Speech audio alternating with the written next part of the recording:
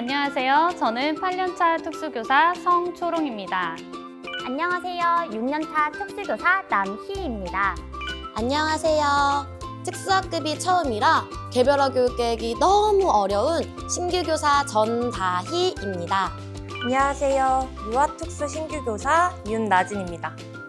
선생님, 저희 새학기 준비하고 있는데 다들 어려운 점은 없으세요? 저는 어디에 중점을 두고 새학기를 준비해야 될지 너무 막막해요. 제가 질문이 하나 있어요.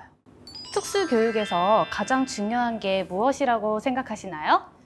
여러 가지 중요한 것들이 많지만 저는 그 중에서도 개별화 교육계획이 가장 중요하다고 생각해요. 맞아요. 특수교육의 꽃이라고 볼 수 있겠죠. 저도 선생님들의 말에 공감하는데요. 그러면 선생님들의 개별화 교육 계획은 안녕하신가요? 구체적인 매뉴얼이 없어서 작성할 때 너무 고민이 많이 돼요. 제가 사용하고 있는 양식이나 내용이 적절한지 모르겠어요. 그래서 오늘 저희가 이 자리에 모인 거잖아요. 오늘 개별화 교육 계획에 대해 전반적으로 함께 이야기 나누어 봐요.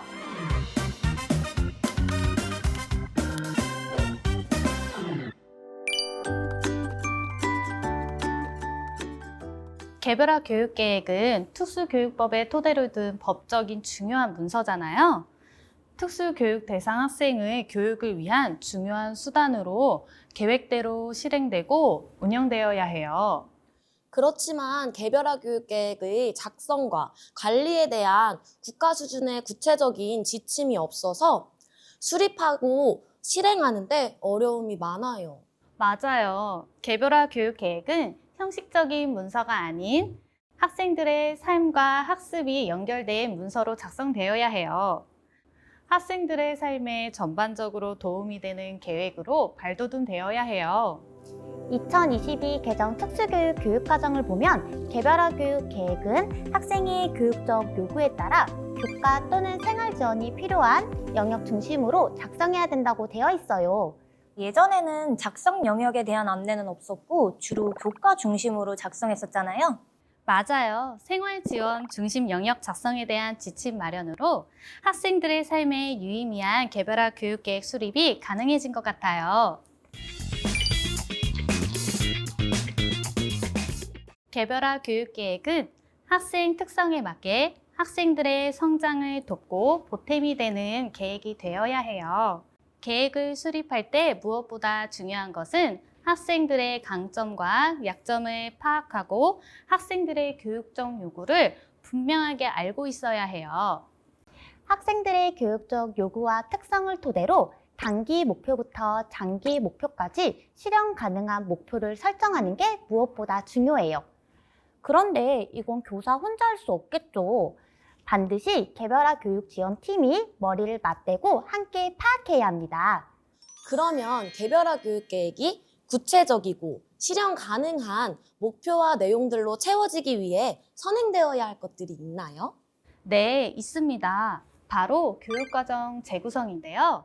교과 중심으로 개별화 교육 계획을 수립할 때 지도서에 있는 내용을 그대로 쓰는 게 아니라 학생의 학습 수준과 특성에 맞게 교육 과정을 덜어내거나 통합하는 과정이 필요해요.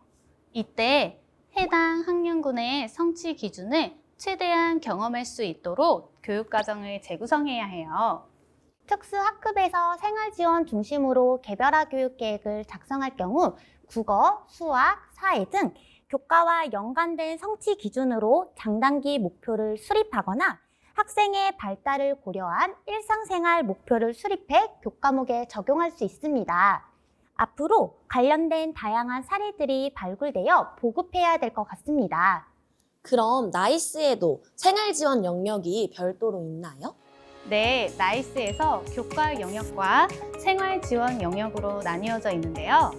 특수학교에서 생활 지원 중심 개별화 교육 계획을 작성할 때 나이스의 일상생활 영역 탭을 활용하시면 될 것 같아요. 선생님, 유치원의 경우는 어떤가요? 유치원 개별화 교육 계획은 인지, 의사소통, 사회, 정서, 운동 및 적응행동 등 특수교육 지원이 필요한 발달 영역 중심으로 개별화 교육 계획을 수립하고 교육과정 내용과 연계하여 운영합니다. 그럼 저희 다음으로는 개별화 교육계획 작성 방법에 대해서도 한번 이야기를 나누어 볼까요? 개별화 교육 계획을 작성할 때에는 현재 나이스를 활용한 학교도 있고 한글 파일을 활용한 학교도 있는데요. 앞으로 나이스 사용을 확대한다고 하니 나이스를 활용한 개별화 교육 계획에 대해 알아보도록 해요. 먼저 인적사항을 입력해요. 개별화 교육 대상자 관리, 인적사항 관리, 진단평가 관리, 특수교육 관련 서비스 관리, 기타 정보 관리로 구성되어 있어요. 해당 탭에서 학생에 대한 기본 정보를 구체적이고 꼼꼼하게 작성해 주세요. 인적사항 관리 탭은 기본사항 1과 기본사항 2로 되어 있는데요. 빠짐없이 작성해 주시고 첨부 파일에 관련 서류를 등록할 수 있습니다. 특히 기본사항 2에서는 학생의 흥미 및 강점, 행동 특성, 가족 또는 학생의 희망사항, 기타 사항 등의 탭이 있는데 학생 기초조사서와 보호자 상담 내용, 그리고 협의회에서 수집한 내용을 자세하게 입력하시면 좋을 것 같습니다. 진단평가 내용을 작성할 때에는 표준화된 검사뿐만 아니라 비형식적 평가나 3월 중 관찰평가 내용도 작성할 수 있고요. 나이스의 지능뿐만 아니라 사회성, 학습, 운동 능력, 기타 영역 등도 작성할 수 있도록 탭이 활성화되어 있으니 3월 중 관찰평가 내용을 꼭 작성해 주시길 바랍니다. 특수교육 관련 서비스도 입력하게 되어 있나요? 네, 특수교육 관련 서비스 탭에 치료 지원, 보조 인력 지원, 통학 지원 등의 내용을 자세하게 입력해야 해요. 기타 정보 관리 탭에는 통합교육, 성교육, 긍정적 행동 지원 등의 교내 활동 내용을 적어주시면 좋고요. 학생과 관련된 다양한 정보를 많이 써주시면 더 좋을 것 같아요. 모두 우리 학생들을 위한 소중한 정보니까요. 다음으로는 나이스 학기 및 월별 교육 내용 입력 방법을 알아볼까요? 개별화 교육 계획은 학생의 교육 목표와 학습 경로를 세우는데 중요한 계획서예요. 교육 목표, 학습 내용, 교육 방법, 평가 기준 등을 포함해 학생의 개별적 특성과 필요성을 반영해서 작성합니다.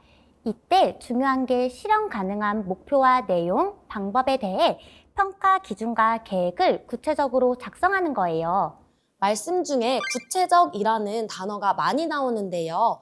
형식적인 문서가 아닌 학생들에게 실질적으로 도움이 되도록 작성하라는 건가요? 네, 문서 따로, 수업 따로는 안 되겠죠. 실제로 적용되는 개별화 교육 계획이 필요합니다. 나이스에서 제시된 학기별 목표가 장기 목표인데요.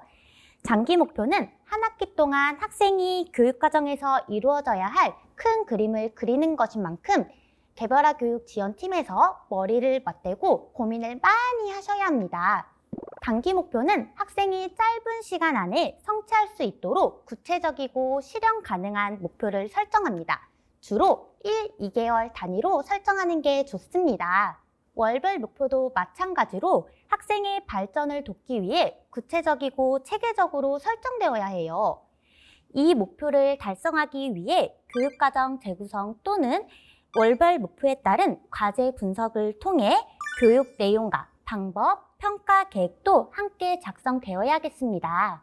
개별화 교육 계획 작성 자체가 중요한 게 아니라 학생의 배움과 성장, 변화를 교사, 보호자를 포함한 팀원 모두가 이해할 수 있는 내용과 방법으로 작성되는 게 중요하겠어요. 그렇다고 너무 구어체로 작성하면 안 되겠죠. 많은 사람이 함께 공유하고 실행하는 법적 문서이기 때문이죠. 평가는 학생이 교육 목표를 얼마나 도달했는지 확인할 수 있는 중요한 단계예요. 월별 학생들의 배움 활동에 대하여 과정 중심의 평가를 실시하는데요. 평가 결과에 따라 다음 달 교육 계획도 수정할 수 있어요. 차세대 나이스 시스템은 마감 후에 수정할 수 있도록 기능이 추가되어서 정말 좋은 것 같아요. 개별화 교육 계획이 작성되면 나이스에서 마감 후 상신합니다. 이번에는 나이스 상신에 대해서 자세히 알아볼까요? 나이스에서 학기별, 월별로 개별화 교육 계획을 작성한 다음 마감이라는 절차를 거치셔야 하는데요. 일반적으로 학기별 계획과 월별 계획은 학기 초 3월 중 작성해서 한 번에 학교 관리자에게 승인 요청하고요. 이때 보호자는 나이스에 등록되어 있지 않기 때문에 반드시 출력물을 보내어 서명을 받아야 합니다. 개별화 교육계획 평가 결과도 한 번에 승인 요청이 되나요? 개별화 평가는 월별 평가와 학기별 평가로 나뉘어져 있는데요. 평가 결과까지 쓰고 마감 후 승인 요청하시면 됩니다. 계획 단계와 달리 월별 평가는 매월 평가하고 매월 상신해야 해요. 개별화 교육 계획 평가에서는 학기별 평가도 있는데요. 장애인 등에 대한 특수교육법 제4조 4에 따라 학기마다 평가하고 보호자에게 통보하게 되어 있습니다.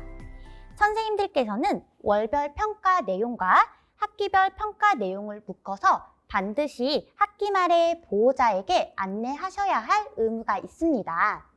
이때 중요한 게 보호자도 쉽게 이해할 수 있는 용어로 평가서를 작성해야 된다는 겁니다. 무엇을 배웠는지, 어떤 방법으로 배웠는지 평가 결과를 자세히 작성해서 평가 내용이 평가 자체로 끝나는 것이 아닌 가정과 연계하여 학생의 삶에 도움이 될 수 있게 되는 겁니다. 이번에는 개별화 교육계획 보관에 대해서 한번 이야기해 볼까요? 나이스 개별화 교육계획은 따로 출력할 필요는 없어요. 하지만 개별화 교육계획 실행을 위해 따로 출력하여 교수학습에 활용하면 좋을 것 같아요. 이때 출력한 문서는 파일처를 해서 따로 보관하면 더욱 좋을 것 같고요.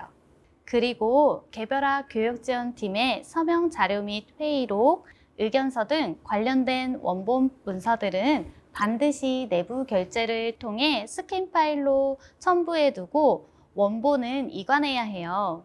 추가적으로 나이스에 업로드해도 좋고요. 아울러 개별화 교육계획 이관은 매해 하는 것보다는 학교 급이 바뀔 때, 즉 상급 학교로 진학 시 한 번에 하는 것이 좋아요. 학생이 전학을 가거나 상급 학교에 진학할 때에는 어떻게 해야 하나요? 특수교육 대상자가 진학을 하게 되면 14일 내에 개별화 교육 계획 사본을 보내고 개별화 교육 계획 원본은 이전 학교에서 보관합니다. 선생님, 유치원은 현재 어떻게 보내고 있나요? 현재 유치원의 4세대 지능형 나이스에서 유아와 초등은 분리되어 있습니다. 그런데 특수학교 유치원은 초등과 분리되지 않고 4세대 나이스를 사용하기 때문에 호환되지 않아요. 유치원 특수학교 전출 시 개별화 교육계획 전송이 어렵기 때문에 출력해서 보내주셔야 됩니다. 상급학교, 즉 초등학교 또는 특수학교로 진학 시에는 나이스로 개별화 교육계획 전송이 가능해요. 졸업한 학교에서 송부받은 개별화 교육계획 사본은 학생 참고 자료로 사용되며 활용 이후 개인정보 보호를 위해 반드시 파쇄하셔야 합니다. 단, 전학생의 개별화 교육계획 원본은 파쇄하면 절대 안 되겠죠. 짧은 시간이라서 모든 내용을 담지는 못했지만 선생님들과 우수 사례를 모아 연구도 하고 토론도 하며 함께 만들어가는 개별화 교육 계획이 되었으면 좋겠어요. 개별화 교육 계획이라는 꽃이 활짝 피겠는걸요? 중요한 건 개별화 교육 계획이 형식적인 문서가 되는 게 아니라 수업에서 그리고 교실에서 살아 숨쉬는 문서가 되어야 하는 게 아닐까 싶어요. 그러기 위해선 함께 연구하면서 노력하는 자세가 중요할 것 같습니다. 맞아요. 선생님 한 분 한 분 개별화 교육 계획에 대한 확고한 철학을 가지고 교육과정의 재구성, 개별화 교육 계획, 수업, 평가의 꽃을 피워나가야겠습니다. 우리 아이들 한 명 한 명 존중받고 성장할 수 있는 맞춤 특수교육을 위해 배움이 즐거운 행복 특수교육을 위해 우리 다 같이 함께 노력해볼까요? 네! 다 함께 외쳐봐요. 충남 특수교육 개별화 교육계획 화이팅!